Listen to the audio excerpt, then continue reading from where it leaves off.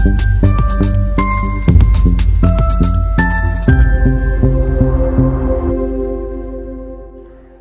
দর্পণ, বিনোদন সবার জন্য।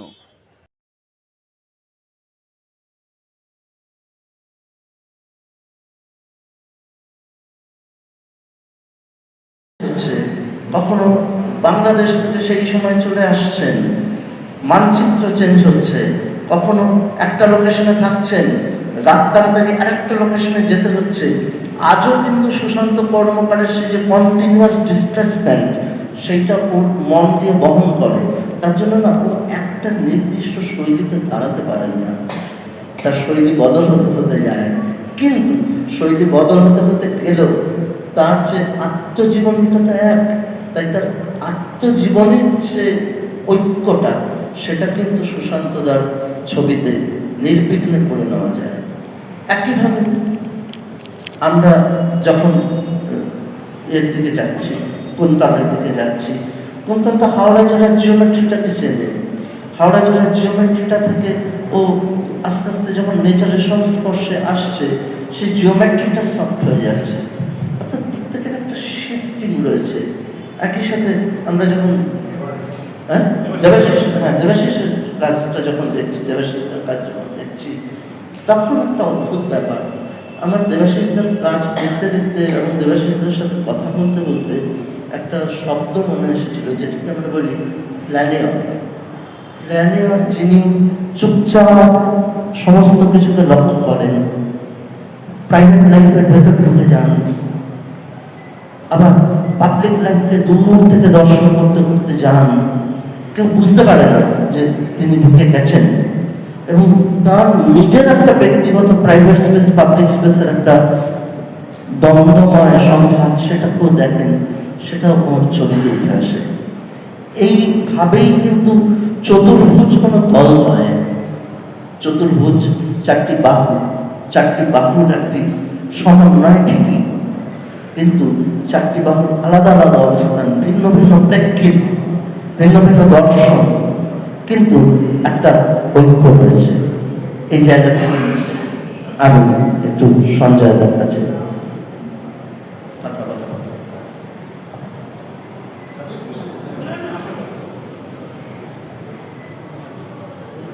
তুমি বলো না। অধ্যাপক সঞ্জয় মুখোপাধ্যায় যাদবপুর বিশ্ববিদ্যালয়ের ফিল্ম স্টাডিজের হেড ছিলেন, কিন্তু এটা ওনার পরিচয় নয়। এর থেকেও বৃহৎ পরিচয় যেটা, যে ফিল্ম নামক একটি শিল্পকে বুঝতে গেলে আমরা বারে বারে যার কাছে দ্বারস্থ হয়েছি এবং আজও হই, সেরকমই একজন মানুষ হলেন অধ্যাপক সঞ্জয় মুখোপাধ্যায়। সঞ্জয়, ধন্যবাদ দেবাশিস, উত্তর, প্রদীপ এবং সুশান্তকে আমার ধন্যবাদ যে তারা দয়া করে আজকে এই সন্ধ্যায় আমাকে নিমন্ত্রণ করেছে। এটা একদিক দিয়ে খুব মজা, আবার আরেকদিক দিয়ে খুব গভীর লক্ষণ আছে। আমি আমার নাম বা সুশান্তর নাম এইসবের জন্য বলছি না। আমি বলছি যে এখন কলকাতা আপাতভাবে গ্লোবাল, এই যে পকেটের যে যন্ত্রটা আছে এটা দিয়ে এক্ষুনি ক্যালিফোর্নিয়া আমার এক বন্ধুর সঙ্গে কথা বলতে পারি, এই এক্সিবিশন দেখছি, ওখানে একটা এক্সিবিশন দেখতে পারি, টাইম জোন আলাদা হবে দেখতে পারি। সেই অর্থে পৃথিবী খুব ছোটো হয়ে গেছে, হাতের তালুর থেকেও ছোট, কিন্তু আসলে পৃথিবী খুবই দূরত্বের হয়ে গেছে।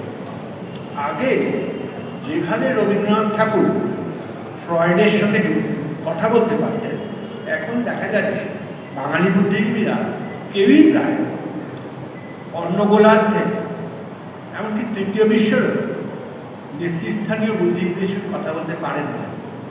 কখনো কখনো মেলে যোগাযোগ করেন, কিন্তু আজকে একজন বাঙালি বুদ্ধিজীবীও নেই যিনি বলতে পারেন যে অমুকে আমার বন্ধু।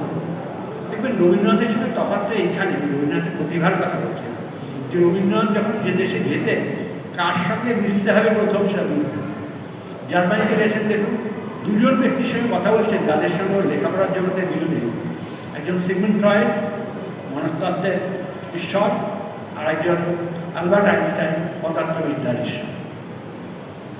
আমি তো সমকালীন কোনো বাঙালিকে দেখি না যারা এই ধরনের জায়গায় যেতে পারে।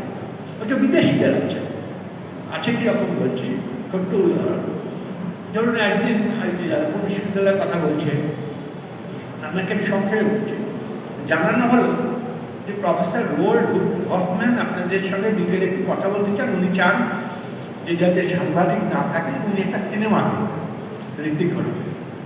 তো আমরা একটু অবাক হয়েছিলাম, কারণ রোল্ড হফম্যান খুব বিখ্যাত মানুষ, একটু যদি গুগল খোলেন তাহলেই দেখতে পারেন। উনি একটা ভিটামিন B12 এই যে খান, এর প্র্যাকটিক্যালি আবিষ্কারটা অক্সিজেনের ব্যাপারে খুব গুরুত্বপূর্ণ একটা ভূমিকা নিয়েছেন অক্সিজেন গ্যাসের ব্যবহার সম্পর্কে। 1992 সালে উনি নোবেল পুরস্কার, কর্নেল ইউনিভার্সিটি অধ্যাপক। উনি এলেন, তোকে আমরা স্বাগত জানালাম। উনি ফর্মালিটিতে বিশ্বাস করেন, এখানে যেটুকু ফর্মালিটি আছে সেটুকু করতেও উনি বিশ্বাস করেন না। উনি দু একটা কথা বলে আমাদের বললেন যে আপনি যদি চা খাওয়াতে পারেন ভালো, নাহলে আমি একটা সেমিনারে ছিলাম, অনেক চা খেয়েছি, আপনি আমাকে ঋত্বিক ঘটকের মেঘের আঁকাটা দেখান। তো আর যদি আপনি, আমি আপনাকে বলছি, যদি আপনি ঘরে না থাকেন আমার আরও ভালো হয়, সাবজেক্ট কিন্তু হ্যাঁ, তো তাহলে আমি দেখছি যদি অসুবিধা হয় আপনাকে রাখ। আপনি এই বৃদ্ধ রোল্ড হফম্যান তিনি দেখে গেলেন। আমার একটু অবাক লাগছিল যে একজন কেমিস্ট, ট্রুলি ইন্টারন্যাশনালি ফেমাস, যার লেখা আমরা পড়েছি, আমাদের সম্পর্কে বড় হতে হয়েছে। তো তিনি ঋত্বিক ঘটকের মেঘের আঁকা তারা দেখছেন এবং হি ডাজন্ট নো বাংলা। তো উনি যখন চলে যাচ্ছেন তখন উনি বললেন যে রসিকতা করে যে আপনি আমাকে এতটা ভদ্রতা করলেন, আপনাকে তো আমি কিছুই করতে পারলাম না, আপনি যদি কালকে আমার হোটেলে আমার সঙ্গে 10:30 থেকে 11:30টার মধ্যে দেখা করেন খুব উপকার হবে, কারণ 11টায় আমি বেরিয়ে যাচ্ছি, আমার ফ্লাইট আছে, আপনি 10:30টায় চলে আসবেন, আমি নেমে আসবো লাউজে। তো দেখি অত বড় নোবেল প্রাইজ উইনার তিনি, অত বড় বিজ্ঞানী, যা লেখা করে বাচ্চা পরীক্ষা পাস করেছি। তো আমি গেলাম, তো গিয়ে এই কথা শিক্ষার পরে আমি প্রফেসর হফম্যানকে জিজ্ঞেস করলাম যে আমার একটা জিনিস অবাক লাগছে স্যার, যে আপনি মেঘে দেখা তারাটা দেখলেন কেন? একই সঙ্গে আপনি বলছেন বাংলা জানেন না। আমি বাংলা যাই না, বেঙ্গল পার্টিশন সম্বন্ধেও কিছু জানি না, এবং ঋত্বিক ঘটকের নাম it's a chance case that I came across this place. আমি ঋত্বিক ঘটক সম্বন্ধেও খুব একটা জানি না। তো আমি নাকি explain this and what constitutes your interest. উনি বললেন দেখুন, আসলে কি জানেন, আর্টের কতগুলো ইন্ডিভিজুয়াল ভাষা থাকে। আমি হয়তো আপনি এটা ভাবছেন কেমিস্ট্রির জায়গায় থাকবো, and America gave me everything, my education, my culture, my Nobel Prize, my teaching, and everything.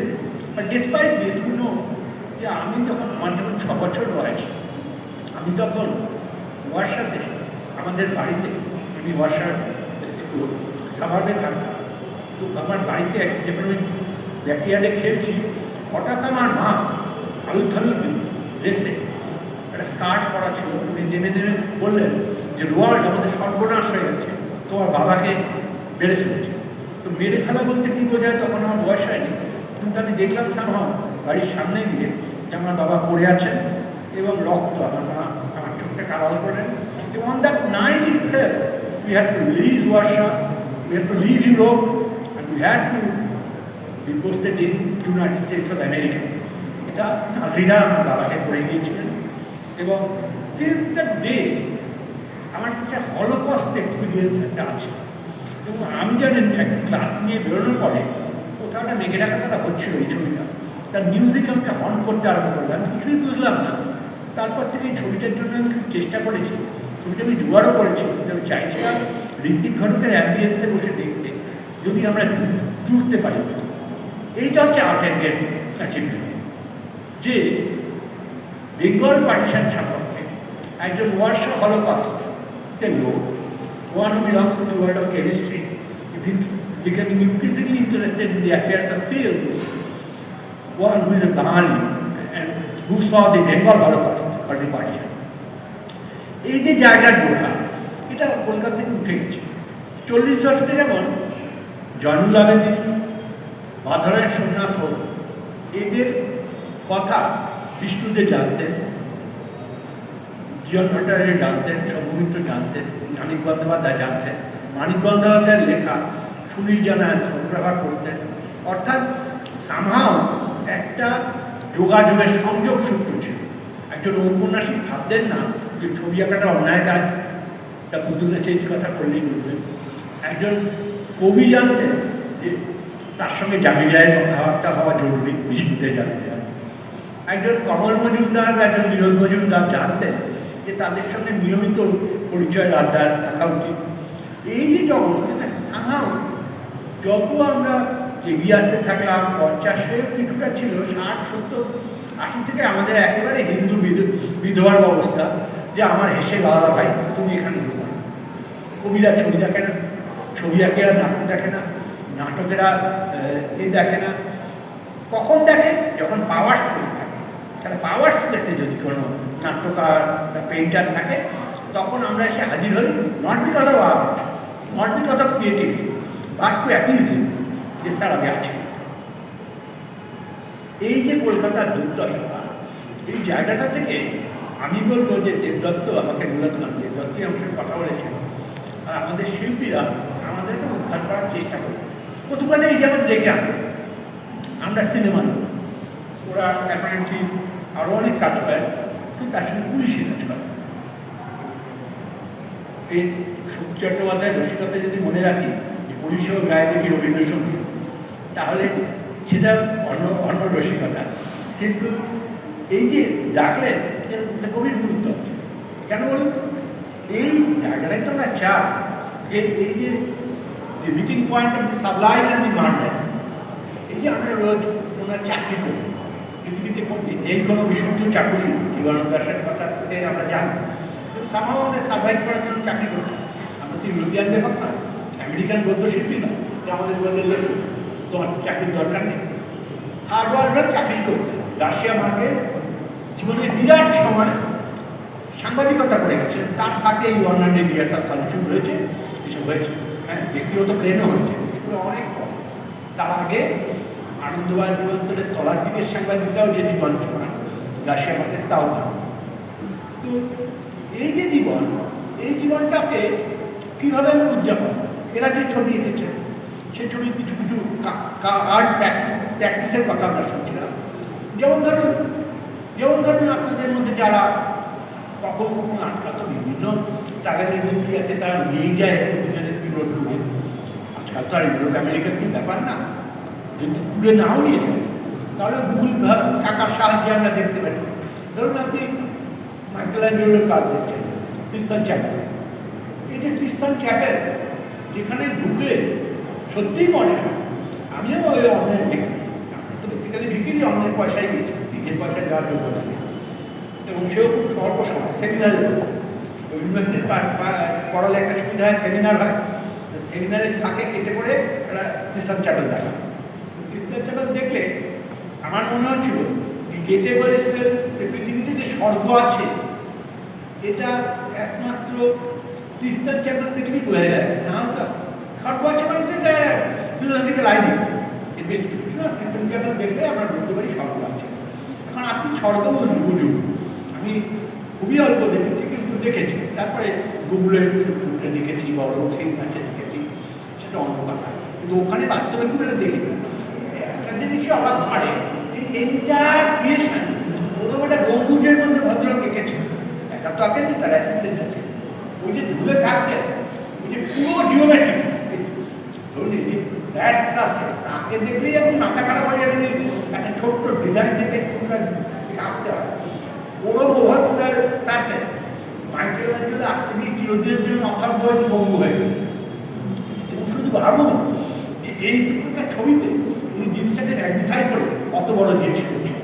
বা আপনি ভাবুন অজন্তায় যারা ওয়াটার টেবিল রেখেছে, আর্টের কথা ছেড়ে শুধু কেমিক্যাল টেকনোলজি, ভিত্তি অফ কালার, এই যে কালার আমরা একটা দামি দামি এইসব কালার ব্যবহার করি, এশিয়ান পেইন্টস ইত্যাদি, তিনটে বৃষ্টি সহ্য করতে পারে না, বাড়ি শাখা চলতে শুরু করে। ঘরে কি আলো ব্যবহার করি, তাতে ঘরের আলো কমে যায়। এখনো পর্যন্ত অজন্তায় যে কালার আছে, যদি আর্ট বাদ দেন, এরা বিরাট আর্টিস্ট, আপনি গুলি মারুন।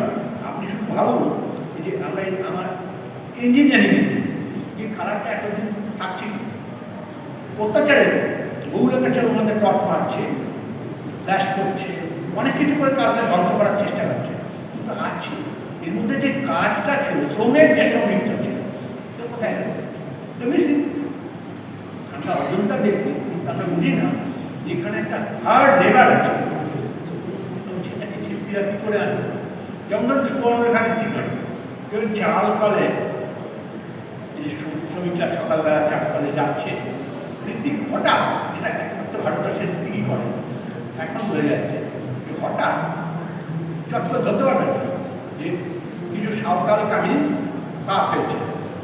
দুনিয়াতে এই আজকে ইউটিউবে গিয়ে দেখেন ছবিটা, চাল কলের দাগ রামকিং কর বেরিয়েছে। এই যে ট্রিবিউট টু দি মাস্টার, যেহেতু ঋত্বিক এবং রামকিং কর গভীর সৌভাগ্য ছিলেন, আপনারা জানেন যে বিশেষ কাজই হচ্ছে রামকিং করের ছবিটা তোলা, আমি তা বলছি। কিন্তু এই যে চাল কলে কাবিন আসছেন এবং সেই উপলক্ষে ঋত্বিক ঘটক তাদের যে আশাটা রেকর্ড না করে একদম সরাসরি রামকিং করকে কোট করছেন চাল কলের ডাক নয় ছবিটাকে। এর মানে কি? এর মানে হচ্ছে যে শ্রম, এই যে কারখানায় যাওয়া, এই যাওয়াটা স্বর্গের চলে যাচ্ছে because of the intervention of রামকিং করকে। এই যে কাজগুলো, এই কাজগুলো হচ্ছে আসল। যেমন ধরুন বিষ্ণুদেব যখন দেখেন পশ্চিমে ছাড়ে চিত্রকরটা তুলি, অস্তসূর্য নাগেহাল রঙে রঙে ঘরে এই লাইটগুলোর মানে পশ্চিমে ছাড়ে চিত্রকরটা তুলি, অস্তসূর্য নাগেহাল রঙে রঙে প্রাণ ভান্তার হাত মানে এই জগে, আকাশ ছেয়েছে হৃদয়ের সাথে রঙে, আকাশে তোমার চম্পা তোমাকে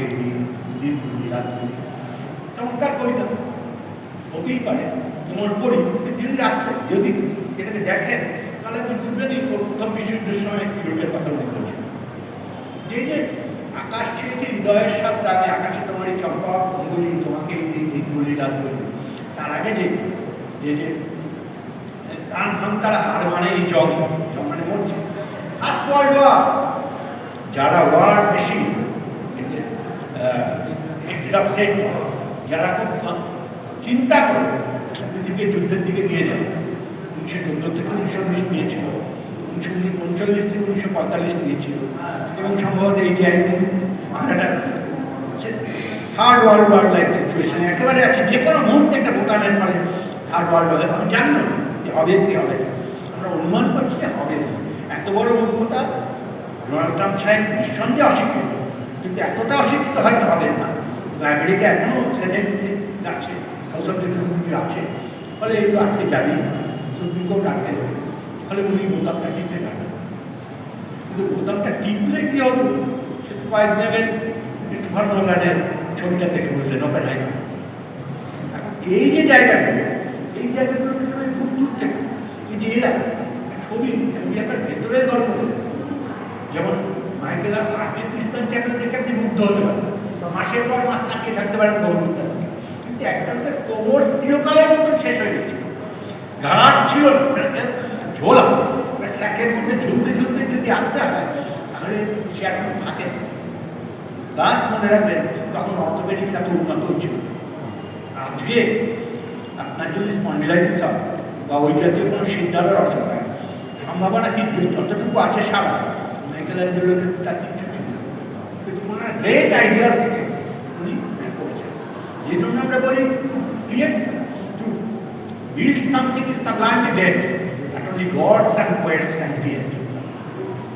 একটা জিনিস তৈরি করা, একটা তৈরি করা হিউম্যানলি সম্ভব। কিছু ফান্ড দরকার, কিছু আর্কিটেক্ট দরকার, কিছু ওয়ার্কিং ক্লাস দরকার, যারা কাজটাকে এক্সিকিউট করবে আমাদের মতন লোক দরকার। কিন্তু রবীন্দ্রনাথের মতো ছবি আঁকতে গেলে বাইরে ওই যে অবন্ত করতে যেটা দরকার সেটা হচ্ছে ইমাজিনেশন, এক ধরনের জীবন কল্পনা প্রতিভা জীবন দর্শা। এই যে শিল্পের সঙ্গে কথা বলছে, এই যে জীবন শিল্পের সঙ্গে কথা বলছে এবং সমস্তটাই ফোর গ্রাউন্ডে হচ্ছে। এই যে দেখেন পাবলো পিকাসো ওরা ছোট্ট আমার থেকেও বেটে সেজেন, মানে আপনি ভাবুন কতদূর বেটে এবং কতদূর হ্যান্ডিক্যাপ ছিল। সেই লোক ধরুন ছবি আছে, কী করে ছবি আছে? আমরা তো নানা গল্প গুজব বলি, ঠিক আছে চুল কাটতে ভয় পেতেন, ইনফ্যাক্ট উনি কখনো সেলিব্রিটি চুল কাটেন উনি, বাড়িতে নাপিত ডেকে আনতে ধারণা চুলের মধ্যে প্রতিমা, সাদা মাথা তো টাকা টাকা, শুধু পেছনে একটু চুল, তাতে ধারণা পিকাসো জিনিয়াস। নাপিত যদি জিনিয়াসটা চুরি করে নিয়ে যায়, উনি ভয়ে বাড়িতে চলে যান। যাই হোক, কিছু কুসংস্কার থাকে। এই যে পিকাসো কীভাবে আঁকে তা নিয়ে একজন ফিল্ম মেকার পারমিশন দিতেন না, একে কোনো কারণে দিয়েছে বন্ধু বলে অরিক্লুজো, এই ছবিটা পেয়ে যাবে যে কোনো জায়গায় পেয়ে যাবে। তিনি রিয়েল টাইমে পিকাসোকে ধরেছেন, অর্থাৎ পিকাসো সত্যি একটা ছবি আঁকতে কী করে, মানে ধরুন একটা ছবি আঁকছেন, ছবিটা সময় আছে, আপনি একটা অড জায়গায় ধরেছেন, অর্থাৎ তিনি জানেন না ছবি আঁকবেন, তাকে আপনি বলেছেন ছবি আঁকবেন, এবার ছবিটা তিনি আঁকছেন, আপনি ক্যামেরা ধরে এবং আপনি তাকে ফলস ইনফরমেশান দিচ্ছেন যে আমি আপনাকে 20 মিনিটে আঁকতে বলেছিলাম, এখন কিন্তু 17 মিনিট 35 সেকেন্ড, কারণ 18 মিনিটে যাচ্ছে, ঠিক আছে, পেন তাড়াতাড়ি করছে। Ultimately, he could completely do it in 20 seconds, minutes. He could imagine and execute. আপনি পিকাসোকে দেখে দেখবেন যে একদম বক্সার মনে হচ্ছে, একটা ছোট্ট হাফ প্যান্ট সাদা, সারা ঘা খালি, দর দর করে টানছেন, কত জোরে আঁকতে গেলে ব্রাশকে নিয়ে টানতে গেলে কি পরিশ্রম পুরো যে আর প্র্যাকটিস পিকাসোর এতগুলো ছবি আপনি দেখলে বুঝবেন এটা আর্টিস্টের ক্রিয়েটিভিটি অনেক ভালো। কিন্তু ক্রিয়েটিভিটি মিনস এই বাড়িটা যিনি তৈরি করেছেন সেই ওয়ার্কারের চেয়ে কম পরিশ্রম না। আপনি ভাবুন, পিকাসোকে ফ্রান্সেতে এক্সিবিশনের যত্ন করে করা হয়, তো ফ্রান্সের আপনি জানলেন এক্সিবিশনের ডেটটা খুব ইম্পর্টেন্ট। যেমন এই টুরিফ্যান Eiffel tower is not an art object. আজকে যেটা ফ্রান্সের এমব্লেম মানে প্যারিসের, সেটা নেহাতি একটা ইঞ্জিনিয়ারিংয়ের একটা এক্সিবিশনের ডেট ছিল। এখন সামহাউ পিপল লাইক দ্যাট, এবং যখন তার ডিসম্যান্টেল করার প্রশ্ন আসে, মানে অন্যান্য গেটগুলো খুলে দেওয়া হচ্ছে, যে মাল খুলে নিয়ে যাওয়া হচ্ছে, আমাদের বইমেলা হয়, আমাদের সায়েন্স ফেয়ারে হয়, তখন লোকেরা এই গেটটা দেখে পছন্দ হয়ে গেছে, গভর্নমেন্টকে চাপ দেয় যেটা দেখে দিতে। গভর্নমেন্টও রিল্যাক্টেডলি দেখে দিয়েছে। এটা ক্রমশ পপুলার হতে হতে হতে হতে আইফেল টাওয়ার হয়ে গেল। আইফেল টাওয়ার একটা গেট, যাই বেশি কিছু, ওটাকে আর্ট অবজেক্ট হিসেবে ভেবে করে হলো। যখন republican government came to power in 1930s, তখন ওরা একটা ইন্টারন্যাশনাল ফেয়ার করছে। সেই ফেয়ারে republican government of Spain Spanish প্যাভিলিয়নের দায়িত্ব দিয়েছিলেন পিকাসো। অনলি গেটটা করবে, গেটটা করার জন্য তৈরি হচ্ছে এবং প্রাথমিক স্কেচগুলো কমপ্লিটও করছে। এমন সময় হয় কি ওই সাউদার্ন স্প্যানিশ টাউন বম্ব হয়। উনি জানতেন না, তখন তো গুগল ছিল না, এই আমাদের অ্যান্ড্রয়েড ফোন বা আইফোনও ছিল। ফলে পরের দিন ওর একজন বন্ধু এসে, মানে জুনিয়র সাংবাদিক, তিনি এসে একবার স্ট্রেট অ্যাকিউজ করেন যে আপনি স্প্যানিশ প্যাভিলিয়নে গেট আছেন, ইউনো হোয়াট হ্যাপেন্ড, এরকম বম্বিং হয়েছে। এবং পিকাসো যাতে বিশ্বাস করেন তার জন্য নিউজ পেপার কাটিং নিয়ে এসে দেখিয়েছে। পিকাসো আবার ফিউরিয়াস, এইটুকু অব্দি আমাদের এটা গল্প, এটা নিয়ে আমাদের চিন্তা নেই। কিন্তু যেটা হয় সেটা 30 এপ্রিল উনি প্রথম ক্ষিপ্ত অবস্থায় আঁকতে শুরু করলেন।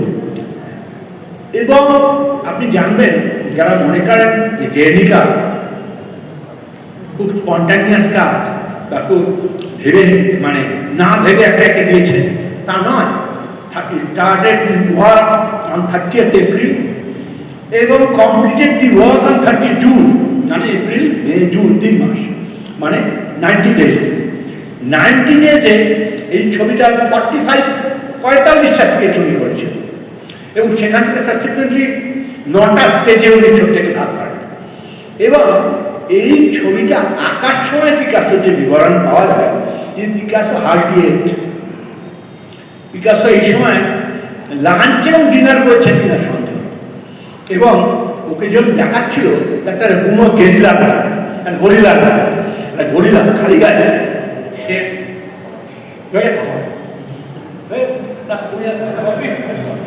তো না, ওরা বলছি 40-45। আমাকে বললেন দোষ আছে, সম্ভবত মাথার চুল সাদা হয়ে গেছে বলে ধরে নিয়ে সবাই আমার কথা শুনছে না।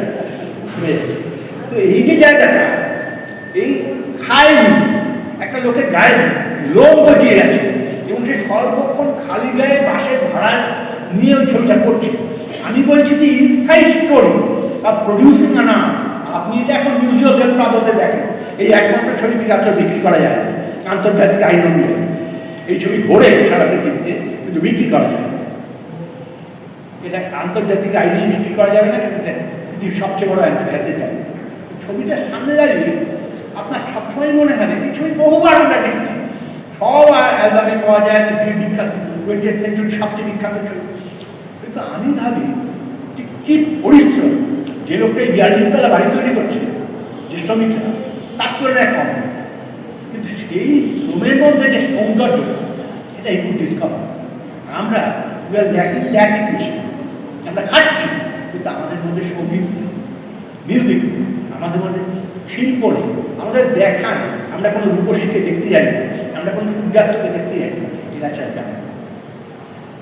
আমরা খাটতে পারি কিন্তু সৌন্দর্য দেখতে পাই না। যারা সৌন্দর্য দেখতো তারা খাটতে পারে না। দরকার কলকাতা, সেই কলকাতাটা ভয়াবহভাবে লাগে। কলকাতায় আর্টিস্টরা বিশাল সাউথ কোরিয়ান গাড়ি থেকে নামেন, কিন্তু মনে রাখেন না যে পিকাসো বা ম্যাকেলাঞ্জেলো যে পরিশ্রমটা করেছিলেন, সেটা করলে না এদের অর্ধেক টিভিতেই হয়ে যাবে। কিন্তু আমরা শেখা উচিত, শেখা উচিত। আমরাও একটা পৃথিবীর প্রথম আর্ট এসেছিল পরিশ্রম থেকে। দেখবেন টেলিফোনের কেবল যারা এখনো চালু, তারা মারো জোয়ান হেইও, এইও মারো হেইও, এই যে মিউজিক অফ লেবার, এই যে একটা কাজ করার সময় হাত পা ভঙ্গি, সেখান থেকে ডান্স এসছে, সেখান থেকে মিউজিক এসছে, আমরা সেটা সম্পূর্ণ ভুলে গেছি। যেগুলো শ্রমের সঙ্গীত, শ্রমের নৃত্য, তেমনি শ্রমের ছবি। এটা আমি ধন্যবাদ জানাবো দেবদত্তকে, যে এই শ্রমের সঙ্গে এই রান্নাঘরের সঙ্গে ফাইনাল প্রোডাক্ট জুড়ে দেওয়ার চেষ্টা করেছে এবং আমাদের সাথে জানিয়েছে। আমরা অপরিচিত কৃতজ্ঞ, আমাদের হাতে তো কোনো তুলিও নেই, আমাদের হাতে কোনো সময় নেই, এবং আমাদের শুধু দেবদত্ত আছে। ধন্যবাদ।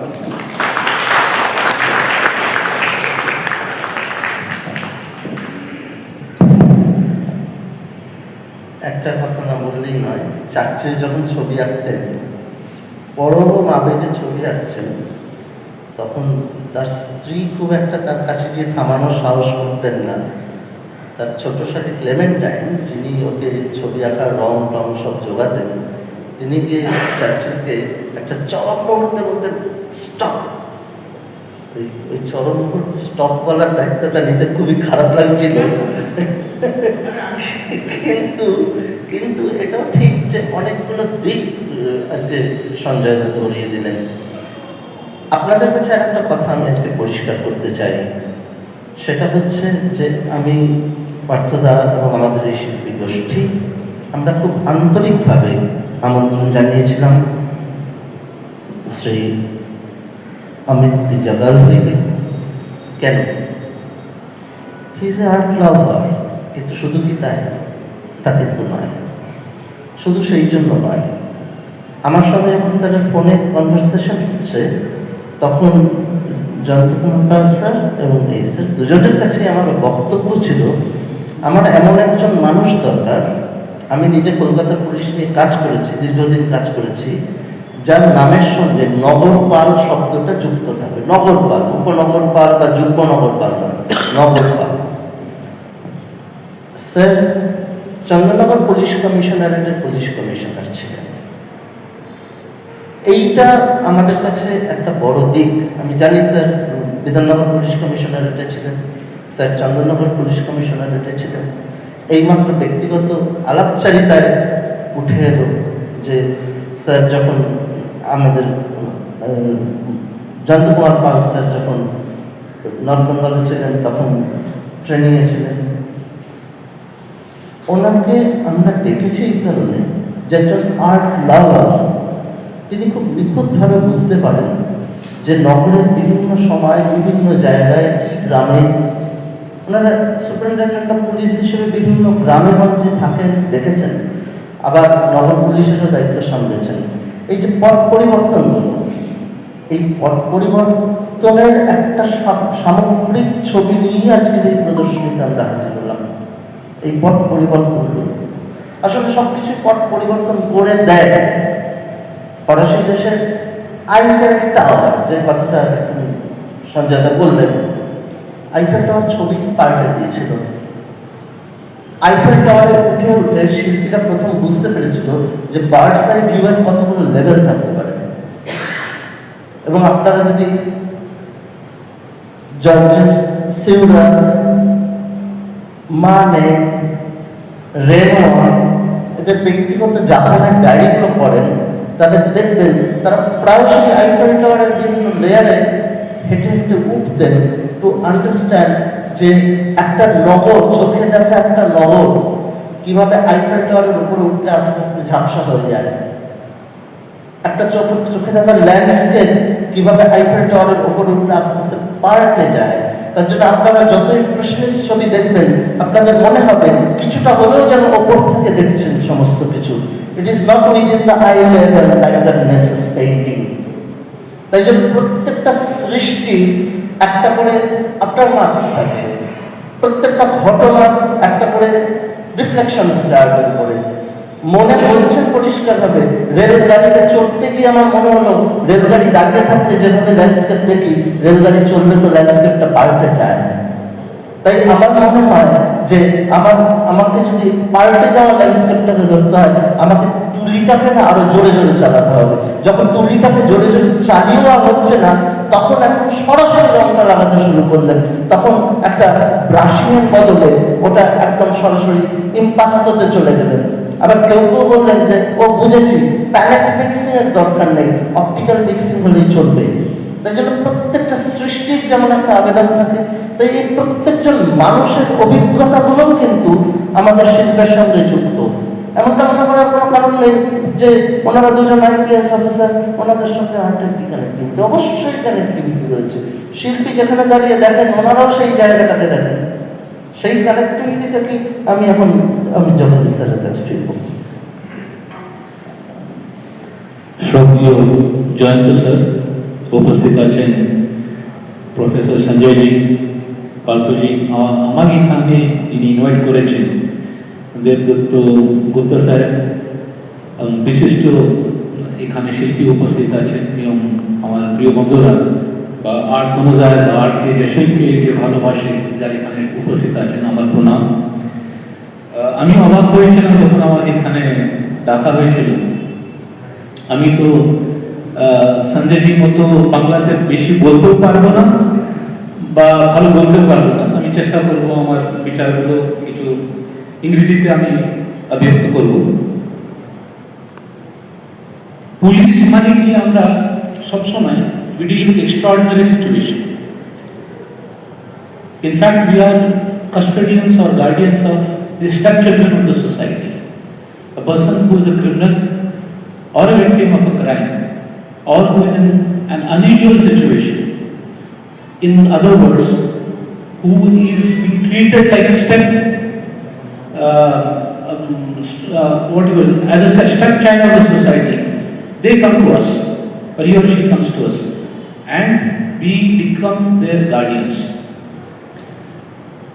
We see the ugly side of the society. When we see all these faces, we forget what life is, and most important, we forget what beauty is. একটা কথা কি সঞ্জয় বাবু বললেন কি চাকরি নিয়ে আমি কথা বলতে, চাকরি আমরা সবাই করি, আমি পুলিশের একটা চাকরি করি। চাকরিতে আমরা ভুলে যাই যে মানডেন লাইফটাকে লিড করতে করতে আমরা ভুলে যাই কি who are we, what is our purpose of life. Even a police officer can be an artist. How? By being observant, by seeing the beauty of life, by seeing the innocence of those victims, by seeing the God creation in the criminals and giving them a chance to rectify themselves and get back to the mainstream of the society. How? If we remain in that society, in that world, I don't think I will be able to achieve that. Events such as this, which comes as a God's gift to me, they make me feel that there is something more than by catching criminals or redressing the grievances of the people. I wholeheartedly thank Devdutta Guptaji for inviting me here. Also, My first introduction that a police officer can also be an artist comes from Jayendra sir. He was additional SP in Darjeeling. I was officer under training. He took me to his house, gave me and my wife a very good dinner, and then he showed his painting to me. I was also very lucky to his paintings when he was SP Malda. I was spellbound by his work, his creation and creative way of utilizing one particular medium which he uses. That was something beautiful. What also hit me was, I also see the same world, but he saw beauty in that. He saw something magical in that, which I was not able to see when I step out of my house. So that was, I would always remain thankful to Jain sir for introducing me to proper Bengal what it is. Bengal is not the poverty here. Bengal is not the struggles on the road. Bengal is not the broken buses that lie on Calcutta Street. Bengal is the music that is played in the villages. Bengal is the drama we call Jatra Guru, we call it play that goes even in the hinterland of the Bengal. Bengal is the music that we hear in Doverlane Festival. Bengal is the art of performing art that we see in the theatres of Calcutta. One beautiful thing about this painters especially and sculptors, other than performing arts, is in performing art you can't separate the artist from the art, like a dancer or an actor. But a painter or a sculptor or a writer he leaves his creation beyond him. When you see these paintings, the artist may not be here, but you can see his art, his thinking, his perspective, his take on creation. It is something magical. Friedrich Hegel, the guru of Karl Marx, he had said that man, for that matter woman, wants to stay beyond his mortal life. He wants to be immortal in every act. What beautiful way to stay immortal even when you are gone from this world through your art. Painting is such a medium. And there is something, by doing this, the artists become God-like. In fact, gods. How? What are the qualities of God? That they are immortal. Through their art, artists remain immortal. Second, what is beautiful about God? He has created this beautiful world to see beauty in the mundane thing. He is a God-like creature. And third, to create style on his own, his or her own. The design that you see here, or the style that you see here, I have not seen such beautiful art. There are certain things which has been created, not they are otherworldly or not from this world. These places do not exist, but except on the canvas of these art paintings. There's something magical, God-like, which I feel is very interesting. Or one more thing that I feel is definitely a man is unique, but we are always in the habit of copying. Sanjay sir mentioned about Michelangelo, the other artists and all that. We all try to copy someone or the other, either a theme or a particular artist, but to have a style of your own is something God gifted. You should have style. And when I came here, all the 4 artists that they have displayed their paintings, I was really touched by the beauty of these paintings and the medium they had used. First is Mr. Pradeep Ghosh. I hope this paintings are from Pradeep Ghosh. Yes, wonderful painting. I mean, the beauty of nature is destroyed by the affluence from the city life. His style is to put in a very layman's term, is to have the spray of painting and to merge with the themes is something magical. The artist Shashank Chandra Karmakar, I'm sorry I'm reading out this name because I have met them here. What beauty, it is like seeing the auroras of Greenland here. It is such beautiful choice of colors, the interplay of colors, that is something interesting. And as the artist said, these actually do not exist anywhere. He has drawn out of his creation, which is something wonderful. I used to think that the world is ugly and I deal with ugly things. painters always draw or paint beautiful things. I was astonished to see the work of Devashish Dharasaya, how beautiful he has touched upon the raw emotions of people. You cannot make out what socio-economic strata the subjects of the painting come from. What is their occupation? Nothing. It is pure raw emotion that is at display. And the last artist, Kuntal Datta, whom I saw, I immediately felt that I have entered into a lobby or a lounge of a wonderful five-star hotel. It was such beautiful interplay of colors. The times of the day are covered and night are covered so beautifully. The pixelated representation of the art, of the landscape, the prismatic view, it was something wonderful. Lastly, I would like to say that thanks for drawing me away from my world and inviting me to this lovely place. He also mentioned, he spoke so much, I have nothing to say more. He also spoke about war, Iran war that is going on now.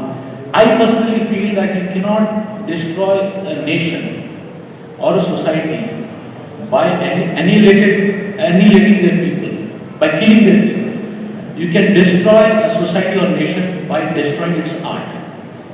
A good example is, you see the art of the Indus Valley civilization.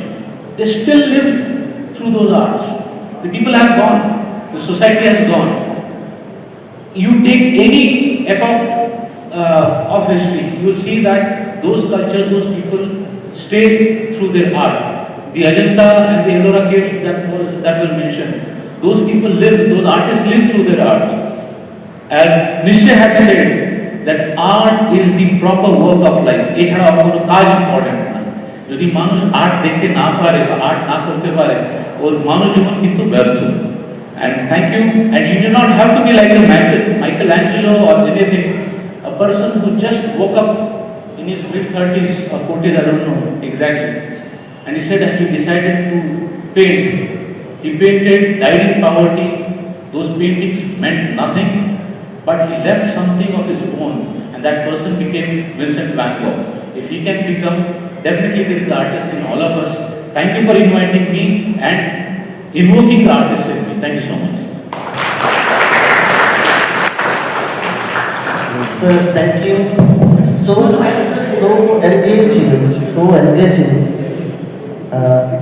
আমাকে আজকে সকালে Jayanta Kumar Pal sir threat করেছেন যে দেবদত্ত, আপনি যদি আমাকে কিছু বলেন আমি কিন্তু পালাবার তো স্যারের জায়গা নেই। আসলে প্রত্যেক দিন স্যারের সঙ্গে আমার যেটা নিয়ে কথা হয়, কিছু দুষ্টু লোককে নিয়ে অবশ্যই কথা হয়, কারণ দুষ্টু লোকেরা ফিরে থাকে, কিন্তু স্যার আসলে ছুটে ছুটে বেড়ান প্রকৃতির মাঝখানে। স্যার যখন ছবি নিয়ে কথা বলেন, জানেন আমি ছবি তুলতাম এই যে বীরভূমে ওই যে ছোট ছোট ছোট ছোট রুক্ষ রুক্ষ দানা, আপনি বলুন তো দেখি আমার এই ছবিতে কেন এই ছোট ছোট দানাগুলো আসছে। আর আবার মাঝে মাঝে বলেন হতাশায় ভুগছি, স্যার কি হলো, কি সব কাজ করে ফেলেছে, এইসবের কাজের দেখতে পরে কি মনে হয় যে আমার কাজ কি হচ্ছে। তা আমি বললাম যে স্যার আপনারা সব করতে থাকুন, আমরাও দেখতে থাকি, আপনারাও করতে থাকুন। এই যে আমার সামনে ডক্টর স্যার বসে আছেন, ডক্টর রাজা লাই চুপচাপ বসে আছেন। রাত্রিতে বিরক্ত করি, স্যার মাথা যন্ত্রণা করছে, কি ওষুধ খাবো, তারা প্রেসক্রিপশন দিয়ে আসলে সারাক্ষণ দুটি চালান, ছবি আঁকেন, ল্যান্ডস্কেপ আঁকেন, বুঝে না যে কিভাবে কোথায় পাহাড় কোথায় ধ্বংস হয়ে যাচ্ছে, কারা পাহাড় কোথায় ফেলছে। স্যারের ওয়ার্কে আমি আর বাপ্পাদার কাজ করেছিলাম, কিন্তু আজকে যখন স্যারকে পেয়েছি জয়ন্তবাবুকে, স্যার ছোট্ট দুটো কথা।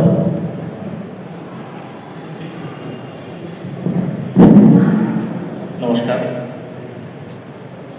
সঞ্জয় বাবু, প্রফেসর সঞ্জয় মুখার্জি, উনি যেরকম বিদগ্ধ একটা বক্তৃতা দিলেন, তারপর অমিত যেরকম বলেছে, আমি একজন লেম্যানের মতন কথা বলবো, সেটা হয়তো আপনাদের ভালো লাগবে না। তো আমাকে জবরদস্তি করে নিয়ে এসছে এখানে বলছে, এবং আমাদেরকে বলছে পুলিশ পয়েন্ট অফ ভিউ থেকে আর্টকে দেখার ব্যাপারটা, সেটাই বলছে পুলিশ কীভাবে দেখছে। পুলিশের অনুমতি থেকে আটে। আমি যখন আমার নিজের অভিজ্ঞতা দিয়ে বলছি, আমার নিজের অভিজ্ঞতা, আমরা যখন অ্যাডিশনাল দিয়েছি ও আমাদের কাছে প্রফেশনাল হিসেবে এসেছে, আমিও তেমনি কোন একজন অফিসারের কাছে প্রফেশনাল হিসেবে গেছিলাম নদিয়া ডিস্ট্রিক্টে 1990 সালে। তো পুলিশের যেটা হয়, যে অভিজ্ঞতা তৈরি হয় প্রথমে, একটা মধ্যবিত্ত একটা ফ্যামিলি থেকে গেছি, কোনোদিন তৈরি সন্ত্রাস এসব দেখিনি সেইভাবে চোখের সামনে পেপারে পড়ছি দেখা জিনিস কিন্তু ওইভাবে তো দেখি। প্রথম দিন গিয়ে শান্তিপুর থানাতে একটা মার্ডার খবর পেলাম সন্ধ্যাবেলায়। গিয়ে দেখছি মসজিদের চাতালের ওখানে দুটো হাত পড়ে আছে, জীবন্ত কাটা বা একটা কার্টেজ পড়ে আছে, মানুষটা নেই। মানুষটাকে খুঁজে করতে গেছে, হসপিটালে নিয়ে গেছে, মারা গেছে, তাকে একদম শক করে দেওয়া হয়েছে। তো বইটা প্রথম দিন দেখার পর আমি তো বহুদিন ঘুমোতে শান্তি করি, খেতে পারতাম না, ঘুমাতে পারতাম না, এই ভয়ঙ্কর একটা আলোড়ন মনে করছে, প্রফিউজ ব্লাড পড়ে আছে। তো এই যে জিনিসটা মনের মধ্যে একটা সন্ত্রাসের যে আবহ, আর ওই যে রং, লাল রং, ক্রিমসন রেড যে ওই রকম যে তার কথা বলতে পারে ওইরকম রেড, সেটা প্রথম দিন আমি অনুভব করলাম। আমাদের মাস্টারমশাই, তিনি নন্দলাল স্কুলের ছাত্র ছিলেন, স্কুলে পড়াতে দেখতাম সে পাড়া মিডিয়ামে পড়ছেন, কাজ করছেন, সেটা এক জিনিস। চোখের সামনে ওই অনুভূতি দেখা, ওইটা দেখে যে অনুভব করা এবং নিজের জীবনে, সেটা একটা মানে খুব আনপ্রেসিডেন্টেড। তো এইভাবে জীবন শুরু হলো, পুলিশের জীবন একটা ভয়ঙ্কর একটা মার্ডার দিয়ে। তারপরেও আরো অনেক অনেক গেছে, অনেক জীবনে অনেক হয়ে গেছে অনেক কিছু, কিন্তু ওই যে ঘটনাগুলো পরপর আমাদের মনের মধ্যে একটার পর একটা লেয়ার, একটার পর একটা লেয়ার। কোনো সময় ডাকাতি, মার্ডার দেখেছি, সে বিভৎস মার্ডার। তো কোনো সময় দলবদ্ধভাবে এসে একটা গ্রামে ঢুকে সন্ত্রাস করে পুরো গ্রামটাকে জ্বালিয়ে দিয়ে চলে গেছে, পুরো গ্রামটা চোখের সামনে দিয়েছে, পুরোটা চলেছে। তো এই যে অভিজ্ঞতা আমাদের জীবনে আমাদের মনের উপর তৈরি করে, তো তার থেকে তো একটা মুক্তির উপায় কিছু থাকতে হবে, নাহলে তো আমি পাগল হয়ে যাবো, ওগুলো দেখতে দেখতে। কারণ মনের ভিতরে একটা কনফ্লিক্ট চলতে থাকছে, কিছু কাজ করতে পারছি, কিছু পারছি না, সেটা নানা রকম কারণে হতে পারে, কিছু তো ইনফ্রাস্ট্রাকচার কমা আছে তার জন্য হতে পারে। তো এনিওয়ে তখন একটা মুক্তির পথ খুঁজতে থাকে। মুক্তিটা কোথায় থাকে? প্রকৃতির মধ্যে, এবং প্রকৃতির রূপটা ফুটাফুটি ছবির মধ্যে তাহলে মুক্তিটা। তখন ছবি আঁকা শুরু করলাম। তো এইভাবে জীবনের একটা সন্ত্রাসের পরিবেশ থেকে নিজের মনের মধ্যে নিজেকে একটা প্রতিষ্ঠিত করবার জন্য, যে একটা আলোড়ন থেকে নিজেকে স্থির করবার জন্য একটা মুক্তির উপায় হিসেবে প্রকৃতিকে দেখতে করা। সে প্রকৃতি যেমন ল্যান্ডস্কেপ হয়েছে, মানুষের মধ্যেও প্রকৃতি আছে, শহরের মধ্যেও, আরবান ল্যান্ডস্কেপের মধ্যেও খুব সুন্দর ভঙ্গিমা আছে। কিছুদিন আগেই এখানে একটি প্রদর্শনী আমি দেখেছিলাম, কি শুভময় নন্দী বলে নাম, শুভব্রত কি শুভময় নন্দী, আরবান ল্যান্ডস্কেপের মধ্যে যে সৌন্দর্য সেটাকে উনি ধরেছিলেন, খুব চমৎকার। তো সব জায়গাতেই সৌন্দর্য আছে, সব জায়গাতেই আনন্দ আছে, শুধু আমাদের খুঁজে নিতে হবে এবং চোখটা থাকতে হবে, মনটা থাকতে হবে বোঝার। যদি থাকে ওরকম সন্ত্রাসের আবহ থাকলে পরেও কিন্তু সৃষ্টির আনন্দে নিজেকে বাঁচিয়ে রাখা যায়। এটা আমার বিশ্বাস, আমার নিজের জীবনে আমি অনেক ঘটনা দিয়ে দেখেছি। আরও কিছু ঘটনা আছে, যেমন আমি নর্থ বেঙ্গলে কাজ করেছি, সেখানে ভয়ানক সন্ত্রাস, মানে সেটা একদিন দুদিনের নয়, এদিকে যেমন একদিন দুদিনে দেখা যায়, আমাদের এলাকার মধ্যে ডুয়ার্স এলাকার মধ্যে যখন ঘটনা ঘটে সেটা দিনের পর দিন, মাসের পর মাস, বছরের পর বছর ধরে লাগাতার চলতে থাকে। সেই রকম জায়গাতে যখন কাজ করছে দেখেছি লাগাতার এরকম ধরনের একটা কনফ্লিক্ট, এবং সেটা ভায়োলেন্ট কনফ্লিক্ট। ভায়োলেন্ট মানে অস্ত্র শস্ত্র নিয়ে কনফ্লিক্ট হচ্ছে, মার দাঙ্গা হচ্ছে, খুন খারাপি হচ্ছে, আগুন জ্বালিয়ে দেওয়া হচ্ছে, পুড়িয়ে দেওয়া হচ্ছে, সব কিছু একদম ছাড়খাড় করে দেওয়া হচ্ছে যুদ্ধকালীন পরিস্থিতি। সেইখানেও যখন কাজ করতে গিয়েছে রাত্রি সকাল ভোরবেলা থেকে শুরু করে রাত্রি 2টো অবধি কাজ করছে। কাজ করার পর ঘুম আসে না, এত সারাদিন ধরে এত যদি ক্লান্তি আবার বেশি হয়ে গেলেও আবার ঘুম আসে না, আর তার সাথে টেনশন নানা রকম, যে কালকে আমি কী করে সামলাবো, কালকে তো এই জিনিসটা হবে, বুঝতে পারছি যে এরকম একটা ঘটনা হয়েছে, কালকে মাথার মধ্যে আলো, বুকের মধ্যে তোলবার হচ্ছে। তখন মুক্তির খোঁজার পর তখন ওই রাত্রি 2টোর সময় বসেও আমি ছবি আঁকতাম, রাত্রি হয়তো 4টে অবধি 5টা অবধি ছবি আঁকাতাম, তারপরে হয়তো কয়েকটা ঘুমাতে। ওই যে আমি আঁকতাম, ওই আঁকাটা আমাকে ঠান্ডা করে কুল ডাউন করতো, তারপরে দিনের জন্য তৈরি হতে সাহায্য করে। এই ঘটনাগুলোর পরিপ্রেক্ষিত থেকে আমি যদি আজকের ছবিগুলো দেখি তাহলে এখানেও কিন্তু সেই রকমই একটা জিনিস আমি দেখতে পাচ্ছি, একটা এলিমেন্ট। এরকম নগরায়নের একটা সন্ত্রাস হচ্ছে, নগরায়নটাকে যদি ওরকমভাবে সন্ত্রাসের মতন একটা অভিঘাত তুলে ভাব, তার থেকে কিন্তু প্রতিটি আর্টিস্ট মুক্তি খোঁজার চেষ্টা করেছে প্রকৃতির মধ্যে দিয়ে, এই সন্ত্রাস থেকে মুক্তি পাওয়ার করছে। সেটাকে এক একজনের ভাষা এক এক রকম।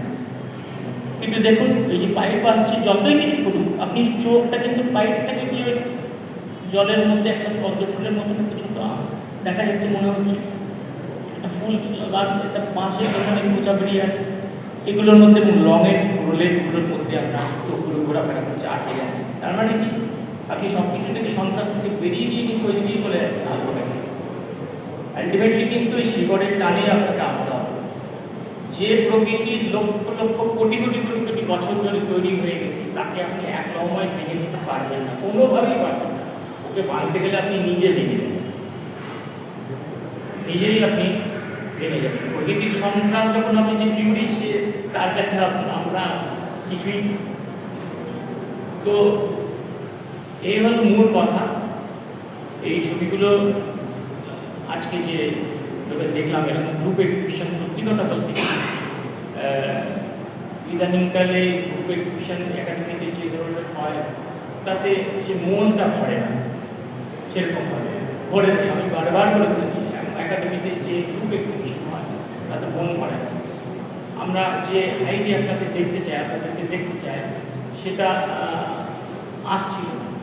আজকে দেখে আমার ভালো লাগলো। সোসাইটি অফ কন্টেম্পোরারি আর্টিস্টদের যে অ্যানুয়াল এক্সিবিশনগুলো হয় সেটা একটা অন্য মাত্রা, সেটা তো প্রতিষ্ঠিত শিল্পী, যারা সকল প্রতিষ্ঠিত নয়ও তাদেরও ছবি আমরা যখন দেখি যারা এরকমভাবে এই উচ্চতায় নিয়ে গেছে, এটা কিন্তু সত্যি মনের উপর একটা অদ্ভুত একটা আনন্দ এরা দিতে পারে। তো এই হলো আমার কথা, ছোট্ট কথা, আমার নিজের অনুভূতির কথা। আর সকলকে আমরা ধন্যবাদ জানাচ্ছি যে আমাকে জবরদস্তি করে এখানে এই কথা বলতে বলেছেন। আমরা কথা না বললেই ভালো, পুলিশের লোক কথা কম বললেই ভালো হবে। ধন্যবাদ। আজকে আপনার ছবির ভিতরে পালাবে না, আমাদের থেকে পালাবেন না, এটাই হচ্ছে আমার কথা। এবার আমরা প্রদীপ প্রজ্বলনে যাই।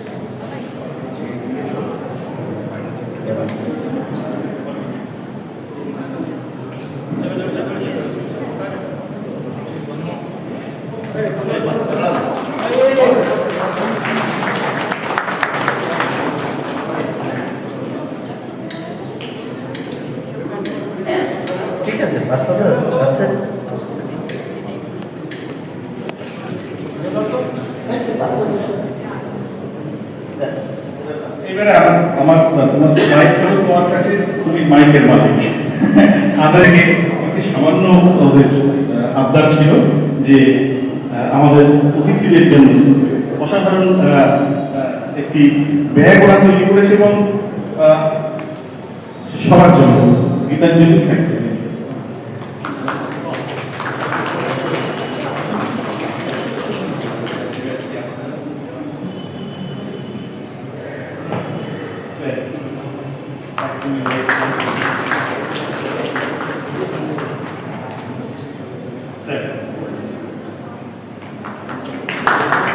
একটি অনুষ্ঠান চলতে ধরে মানে এটাকে কেন্দ্র করে একটি ফোল্ডার তৈরি হয়েছে। সেই ফোল্ডারটা ডিজাইন করেছেন আমাদের বিজয় দা, বিজয় চৌধুরী। তো বিজয় দাকে একটু দেখে নিচ্ছি সামনে, বিজয়ের সামনে এসে এই যে ফোল্ডারটি তুলে দিন।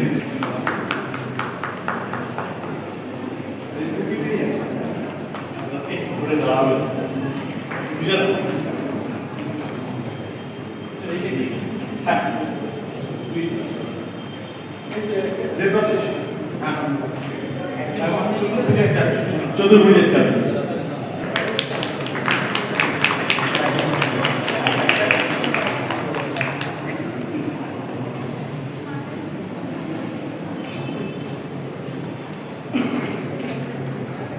অসংখ্য ধন্যবাদ। আর এইবারে চতুর্ভুজের তরফ থেকে কুন্তল ওই পরিভাষায় দেখা বলে ভোটার থ্যাঙ্কস, আসলে ও একটু সবার জন্য একটু কথা বলবে। আমাদের চতুর্ভুজে এই প্রদর্শনীটা এটা হচ্ছে 3 নম্বর, মানে তৃতীয় প্রদর্শনী। আর এই প্রদর্শনীতে আমাদের সঙ্গে যারা আছেন পার্থদা এখানে ইয়েকে ডাকবো, দীপ্তিস হোস্টরা যিনি আমাদের সঙ্গে সবসময় থাকেন, সমস্ত আলোচনাতে থাকে। আমি আর একটু ডেকে নেবো, এদের একটু ধন্যবাদ জানানোর প্রয়োজন। শান্তনু মিত্র, হ্যাঁ। আর আমাদের সর্বোপরি বাইরে দেখা যাচ্ছে একজনকে আমি দেখতে পাচ্ছি, তাকে আমি আন্তরিকভাবে ডাকছি কল্লোল ঘোষ। মিস্টার কল্লোল ঘোষ, আপনি থাকলেন প্লিজ এখানে আসুন একবার।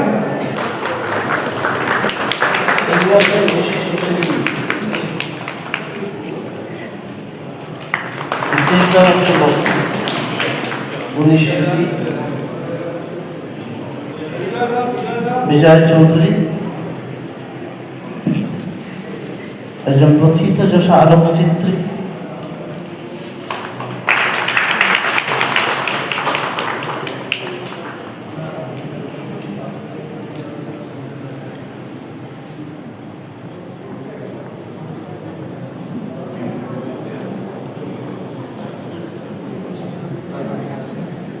অসংখ্য ধন্যবাদ আপনাদের সবাইকে এবং আমাদের অতিথিদের এই সুন্দর সন্ধ্যায় আরেকটু আমাদের আলোকিত করার জন্য।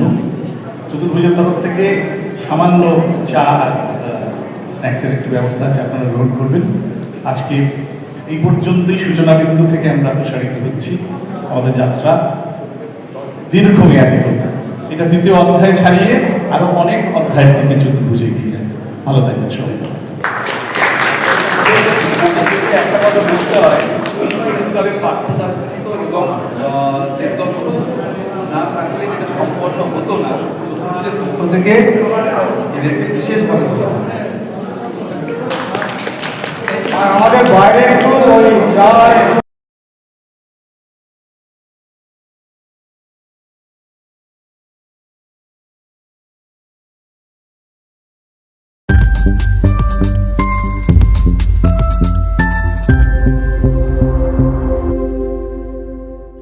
বং দর্পণ, বিনোদন সবার জন্য।